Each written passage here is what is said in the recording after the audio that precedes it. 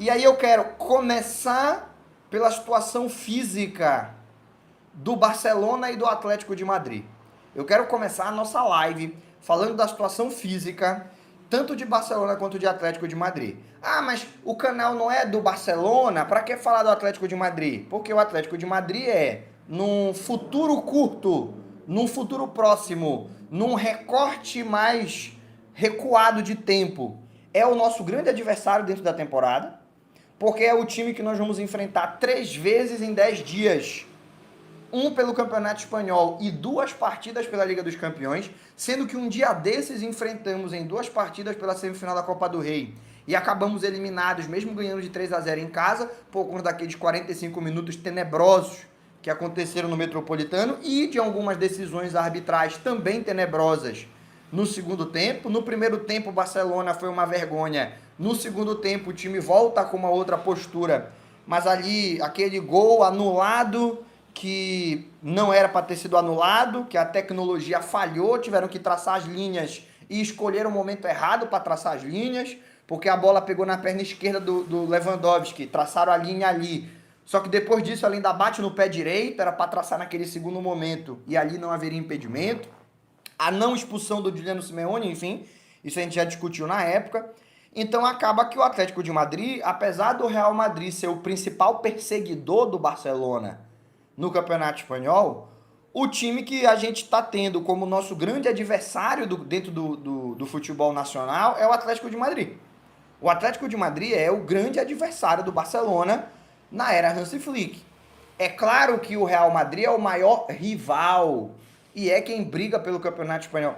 Mas se a gente for falar, especialmente nessa temporada, mais ainda nessa temporada, é o Atlético de Madrid que está criando mais competitividade com o Barcelona. E mais uma vez, mais um sorteio, coloca os dois frente a frente. O Barça vai jogar contra o Atlético de Madrid 3 vezes em 10 dias. Então, cara, a gente tem que trazer a situação médica dos jogadores do Atlético de Madrid também. Inclusive, é por isso que eu vou começar, tá?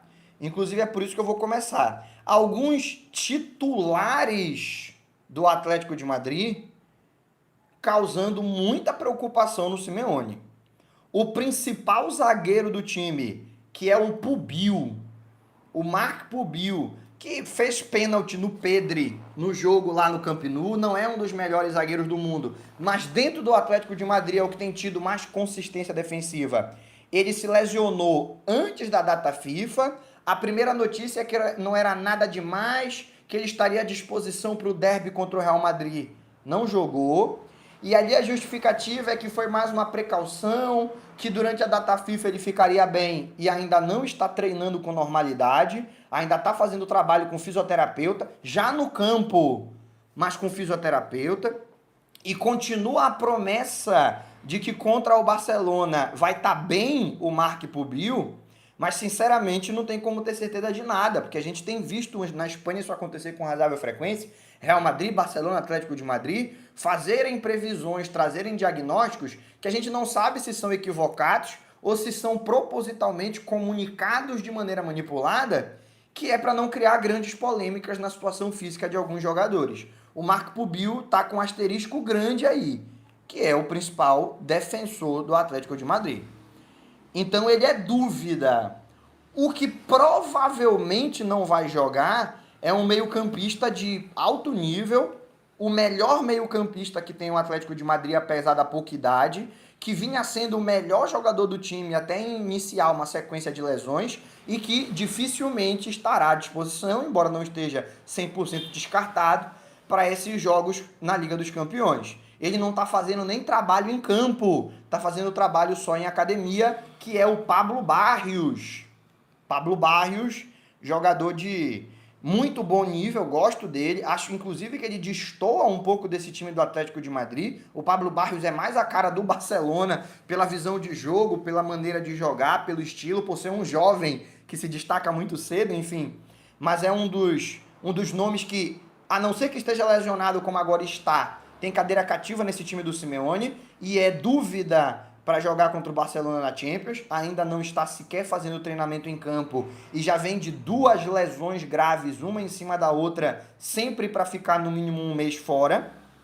Tendência é que não jogue contra o Barça.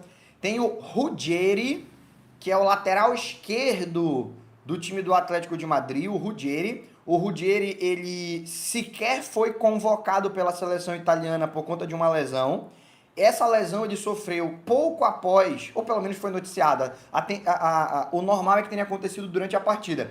Mas alguns dias depois do derby contra o Real Madrid foi anunciado que o Ruggeri estava lesionado e ele sequer está fazendo trabalho nem na academia, nem no campo. Então está muito longe de voltar o Ruggeri. Faltam aí 4, 5... Falta menos de 10 dias, pouco mais de uma semana. Falta pouco mais de uma semana, faltam 9 dias para ser exato. Antes da partida de ida do Barcelona contra o Atlético de Madrid. E é muito difícil imaginar que o Ruggeri estará à disposição. Por quê? Porque ele não consegue fazer, por enquanto, sequer trabalho na academia. E o outro jogador que a gente precisa falar, que também seria titular muito provavelmente nessa equipe, é o Johnny Cardoso. O Johnny Cardoso, que foi convocado pela seleção norte-americana, sofreu uma sobrecarga e foi dispensado, voltou para a Espanha. Pô, mas sobrecarga resolve rápido. Sobrecarga não é lesão. Entre 7 e 10 dias o cara tá de volta. Se ele sofreu essa sobrecarga ontem e ele voltar no prazo mínimo, ele joga contra o Barcelona pela ida da Champions. Mas se ele demorar o prazo máximo, ele tá fora da ida da Champions, estaria de volta, estaria à disposição só no jogo da volta. Então é mais um jogador aí que seria titular do time do Simeone e que preocupa o treinador do Atlético de Madrid. Uma outra figura, que é o Oblak, aí já não é mais jogador de linha, é o goleiro titular do Atlético de Madrid, continua sem conseguir treinar com normalidade. A tendência é que se voltar, volte assim em cima da hora para jogar a partida de Champions contra o Barcelona. Também é dúvida o Oblak. Outro jogador que é dúvida, mas não é titular do time, né? Um jovem destaque que foi contratado na janela de janeiro, ainda não conseguiu se consolidar, é o Rodrigo Mendonça, que é conhecido como o novo Pedri. Ah, não, mas não é o Thiago Pitarchi que é o novo Pedri? Também. Mas não tinha aquele outro que era o novo Pedri? Ele também era. O Pedri ainda tá novo. E já apareceram, em média, 55 novos Pedris por temporada, o que é um sinal de que o maluco é brabo, né? O maluco é diferenciado. E esse Rodrigo Mendonça é mais um dos novos Pedris, que a galera na mídia aí da Espanha faz a comparação, mas que não é um titular do time do Atlético de Madrid. A tendência é que mesmo que ele esteja recuperado, ele não tenha uma minutagem tão avultada, salvo que outros jogadores lesionados exijam que ele dê um passo à frente e jogue as partidas contra o Barça. Então, não é apenas embora a sensação que a gente tenha quando a galera vai falar de Barcelona, a sensação que a gente tem é essa, mas não é só o Barcelona que está tendo problema com lesão, não é só o Real Madrid, o Atlético de Madrid também tem, e eu acho que no caso do Atlético de Madrid é um pouco mais preocupante. O Barcelona não tem o De Jong entre o Bernal. O Atlético de Madrid não tem o Johnny Cardoso entre o Rodrigo Mendonça. Só que também não tem o Rodrigo Mendonça. Então, sai o Barrios, entra o Coque, jogador experiente, mas que não tem mais o nível de intensidade para aguentar 90 minutos como já aguentou quando era mais novo. Então, tem menos de onde tirar o time do Atlético de Madrid. E no momento, a situação física dos seus jogadores é essa, tá bom? O Giuliano Simeone deu um sustinho, mas não vai, parece que não vai ser problema. Deu um sustinho aí, mas não parece que vai ser problema. Mas o Pubil, o Mendonça, o Oblak e o Barrios, todos dúvida por lesões que já carregam desde antes da data FIFA. O Ruggeri, muito mais descartado do que dando esperanças para a comissão técnica de que estará à disposição. O Ruggeri, que é o lateral esquerdo do Atlético de Madrid, é o titular. E o Johnny Cardoso, que sofreu uma sobrecarga durante a data FIFA, durante a data FIFA e vai ter que ser avaliado para saber se essa sobrecarga evolui a ponto dele estar à disposição contra o Barça no jogo de ida da Champions ou se ele vai acabar sendo resguardado para o jogo da volta. Perder os 2 jogos é muito difícil, mas o jogo da ida talvez ele perca. Aí, cara, com todos esses problemas, a gente teria um Atlético de Madrid onde você precisaria que o Ranco jogasse na lateral esquerda e a dupla de zaga seria Jiménez e Lenglet. Eu vou repetir o que eu acabei de falar. Se esse cenário de ausências do Atlético de Madrid não melhorar, o Atlético de Madrid vem jogar uma quarta de final, ou a ida das quartas de final da Champions, contra o Barcelona no Camp Nou, com a dupla de zaga Jiménez e Lenglet. Eu sei que a gente está muito preocupado, chateado e com justiça. Fizemos um vídeo, inclusive eu concordando com vocês, do quanto cai o nível do Barcelona sem ele. Estamos extremamente preocupados com o que será do Barcelona nessa reta final sem o Rafinha. Mas imagina se tu recebesse a notícia que a tua dupla de zaga no Camp Nou contra o Barcelona, que não tem o Rafinha, mas tem Yamal, tem Fermin, tem Dani Olmo, tem Rashford. Imagina se tu recebe a notícia que vai jogar Lenglet e Jiménez. O torcedor mais pessimista, ele vai fingir que continua sendo uma zaga de alto nível. Que é para ele poder continuar sofrendo todos os dias com a possibilidade de uma eliminação, mesmo que ela ainda não tenha acontecido. A gente sabe como funciona. Tem torcedor que se esforça. Mas fale do fundo do coração. Imagina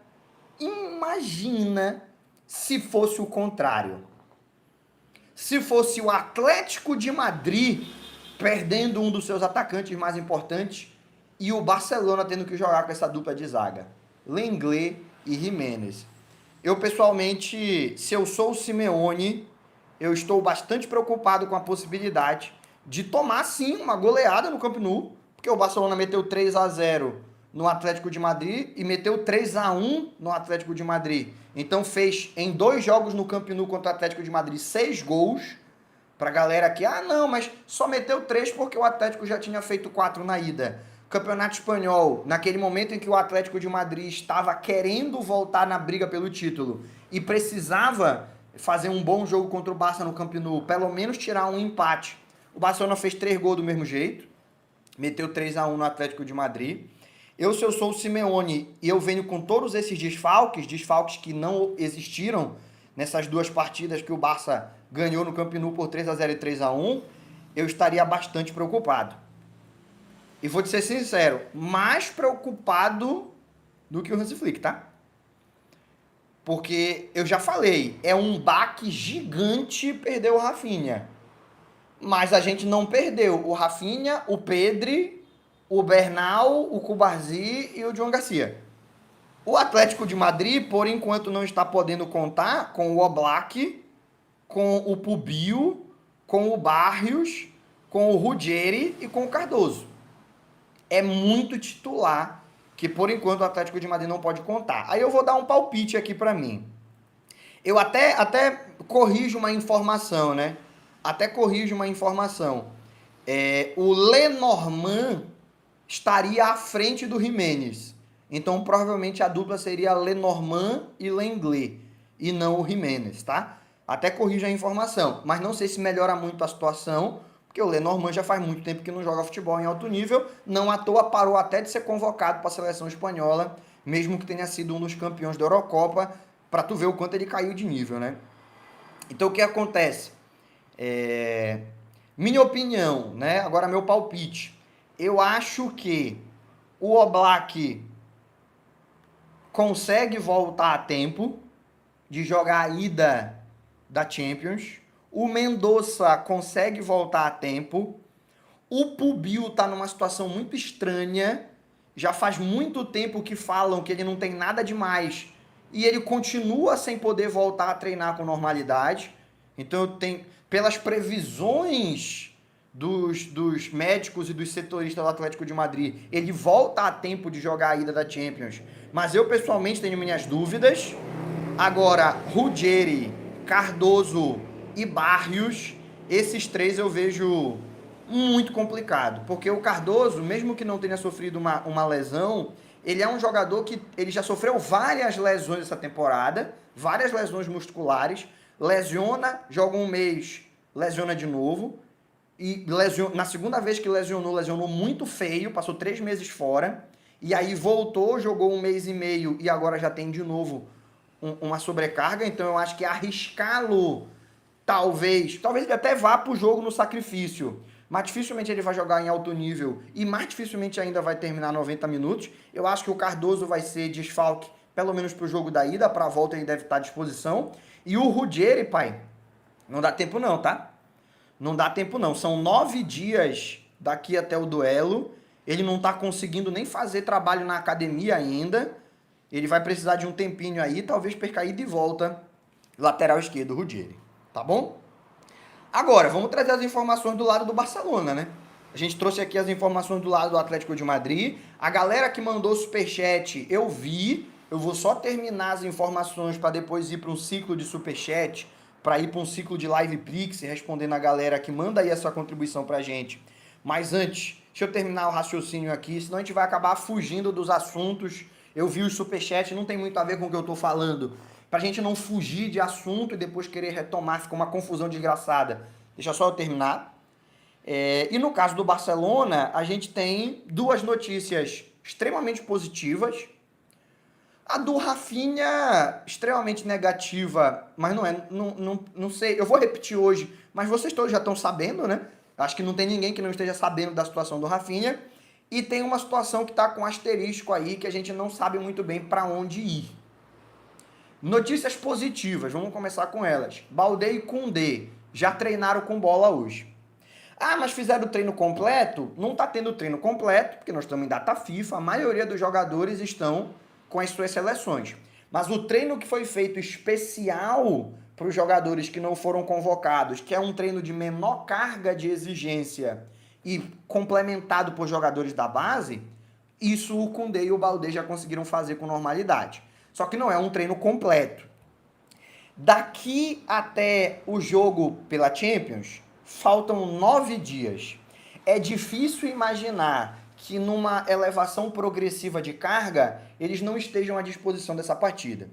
Talvez eles sejam poupados no jogo pelo Campeonato Espanhol no domingo, justamente para estar à disposição no jogo de quarta-feira, que vai acontecer pela Liga dos Campeões. Então talvez eles não possam jogar as 2 partidas. Mais especificamente o caso do Koundé, porque o Koundé é titular, né? O Baldé, o João Cancelo comeu o almoço do Baldé. O Baldé talvez jogue no domingo para que o Cancelo possa descansar pensando em quarta-feira.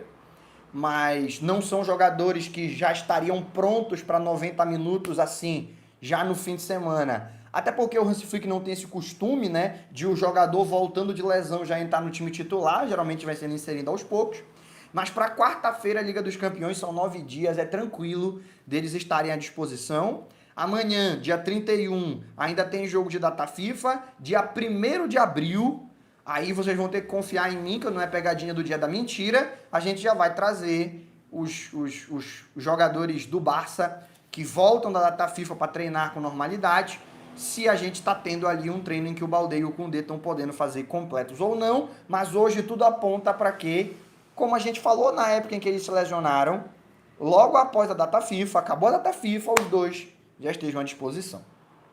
Quem a gente tem um asterisco grande é o De Jong, porque o De Jong está fazendo trabalho na academia, não está fazendo trabalho com bola junto aos não convocados e a molecada da base. Imaginava-se que hoje ele já pudesse fazer algum tipo de trabalho no campo e não fez. Então, é bem provável que o De Jong só apareça na Liga dos Campeões na volta. Na volta. E caso a característica dele seja necessária. Porque entre botar o De Jong voltando de lesão, depois de 2 meses parado, e dar continuidade pro Bernal, que tá jogando bem, tem ali um passe ou outro que erra, que a galera se esforça para transformar aquilo numa atuação ruim, mas contribuindo muito no aspecto defensivo e até com gols, que é algo que você não espera, não exige de um volante, tá jogando bem o Bernal com a camisa do Barcelona, tem sido um dos nomes mais importantes na bola parada ofensiva. As jogadas são feitas com o Lewandowski para distrair e o Bernal para receber a bola, né? E eu acredito que se for nessa situação, o De Jong não consegue jogar nenhum minuto para entrar na volta da Champions, ele entra nos últimos minutos, nos últimos 15, com o Bernal sendo o titular da equipe, mesmo que o De Jong já esteja à disposição. Mas tem um asterisco, por quê? Porque a lesão do De Jong é a mais antiga. De todos esses jogadores que a gente falou até agora, a lesão do De Jong é a mais antiga. Então, a evolução dele está sendo um pouco mais lenta. Imaginava-se que foi mais grave a lesão dele, tá? A lesão do De Jong foi mais grave do que a lesão de Koundé e Baldé, então era natural que ele ficasse mais tempo, mas que os três estivessem voltando juntos, agora após data FIFA. No caso do De Jong ainda não aconteceu. Isso não significa que não pode amanhã, uma virada de chave, o De Jong aparecer no campo. Aí a gente já começa a ter esperanças de que pro jogo da ida ele vai estar à disposição para alguns minutos, para ter alguns minutos a mais contra o Espanhol no fim de semana, para estar 100% na partida da volta. Nada impede que isso aconteça. Mas hoje, dia 30 de março, quando eu estou falando aqui com você, na noite do 30 de março, e muita gente só vai assistir esse vídeo na manhã do dia 31, por isso esse cuidado para organizar no tempo, o De Jong ainda não treinou, e é dos três que a gente imaginava que estariam à disposição nesse momento da data FIFA, de reta final de data FIFA, Baldé, Koundé e De Jong, a gente imaginava voltariam juntos. Baldé e Koundé cumprindo com as expectativas, De Jong ainda não. Né? Gavi, muita gente pergunta do Gavi. O Gavi já tá podendo jogar, tá? O Gavi já tá podendo jogar, já teve minutagem, tá clinicamente liberado. A questão é, ele vai precisar acumular minutagem até ele estar disposto, até ele ter condições de jogar alguns minutos a mais. E eu acho que hoje o Gavi não é mais titular do Barcelona, tá? Antes daquela lesão gravíssima que ele sofreu na partida contra a Geórgia, o Gavi era um jogador que a gente nem imaginava que poderia perder espaço nesse time, porque ele rendia em alto nível e ainda liderava pelo exemplo. Não é um jogador de 32 anos, um moleque aí, mas ele liderava pelo exemplo. Então ninguém imaginava que o Gavi poderia perder espaço no time titular do Barcelona, mas hoje, até pela composição das características, o nosso primeiro volante sendo o Bernal. Para primeiro volante, o Gavi nunca foi uma das opções prioritárias, mas digamos que, bora testar. Ele não está à frente do Bernal e não vai estar à frente do De Jong. Para essa posição de segundo volante, o Hansi Flick prefere um perfil organizador. Quem está jogando é o Pedri. E quando não é o Pedri, para manter a característica do perfil organizador, ele joga com o Dani Olmo. Para defender uma vantagem, o Gavi entra. Mas para entrar de titular, para começar a partida, para dar ritmo para o jogo, eu acho que o Dani Olmo vai ser a primeira opção de reserva do Pedri, mesmo com o Gavi 100%. E para jogar mais adiantado, tanto o Fermin quanto o Dani Olmo estão à frente dele. Então, vai ser muito difícil da gente ver o Gavi voltar a ser titular na atual temporada. Agora, para jogar os últimos 20 minutos, para mudar a característica do meio-campo, para entregar um pouco de intensidade, de guerra, de desarme, e mesmo não sendo um cara grande, de imposição física, porque é uma característica que tem tanto o Gavi quanto o Casador. Eles não são caras grandes, mas eles conseguem se impor fisicamente na base da força de vontade. Eles têm o centro de gravidade baixo. Eles são baixinhos. Então, um cara maior do que eles vai para disputa e eles dão com o ombro numa altura que desloca o adversário e ganham jogadas. Uma parada meio de maluco assim, mas eles ganham. Como falaram aí agora no chat, eles ganham muitos duelos, mesmo não sendo caras que você olha e pensa, pô, esse maluco aqui é grandão. Então ele vai ser importante, mas dificilmente para ser titular. E o Christensen segue naquela, né? O Christensen é o último que vai voltar. Vai ter voltado todo mundo e o Christensen vai ser o último a voltar. Talvez Christensen volte junto com Rafinha, ali no começo de maio, final de abril. Essa é a situação médica das duas equipes.